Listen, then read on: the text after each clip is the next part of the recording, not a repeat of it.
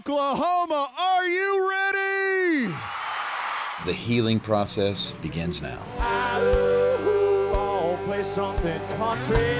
We're here to support the relief.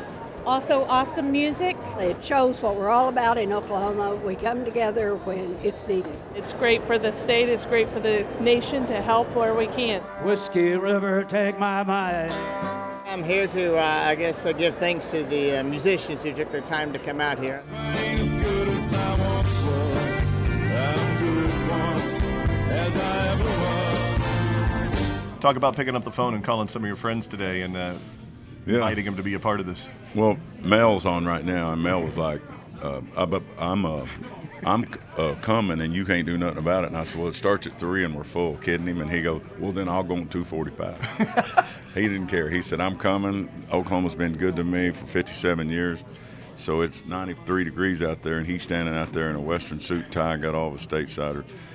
That's a country star. Ronnie Dunn was like, I'm going to be there, so get ready. I'm a full-grown queen bee looking for honey. She said, I'll play something country. Sammy Hagar called him. He said, absolutely, I'm coming. There's 3 or 4 more calls I made of people that had to work, had shows and stuff. So Carrie Underwood's going to ship hers in via satellite from the Grand Ole Opry. That's awesome. So the people here will get linked right to the Grand Ole Opry.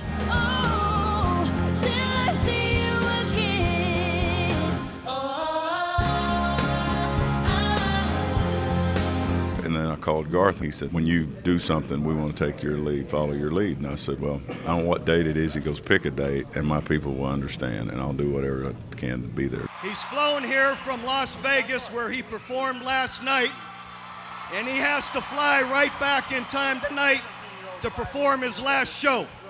Ladies and gentlemen, welcome Garth Brooks.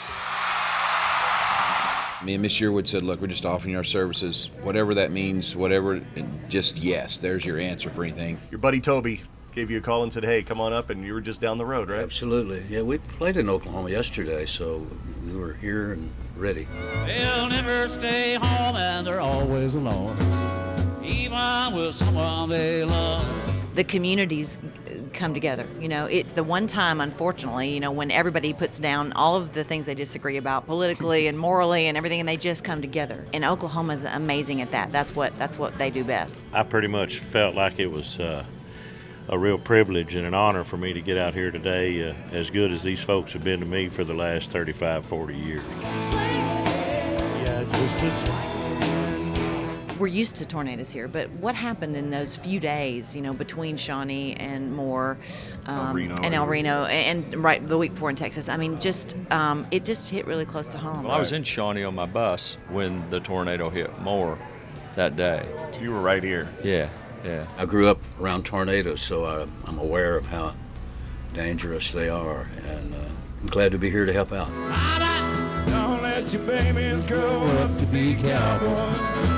I heard all the warnings. In fact, we had to rush out of our show on Friday night out of Wichita and ended up getting one of the air conditioning cowlings blown off the bus. I mean, it was very serious, so I can relate to just what these folks have been through out here. You can see all the footage on television and get a sense of it, but not until you actually put your feet on the ground here do you really feel it. Is that what happened to you? Yeah, I was in Nashville that whole week, and on Friday when I got in, I literally landed. My husband took me home. I changed clothes from the airport, and within 30 minutes I was out, and we had a trailer and tools, and we were just going through, and if we saw a couple trying to lift something that they couldn't lift, we'd get in and help them lift it, and we'd hand out food and water. This isn't just about let's get the stuff off the street. This is getting 12,000 people sheltered again. Right. The immediate response with first responders and the secondary responders, stuff like that.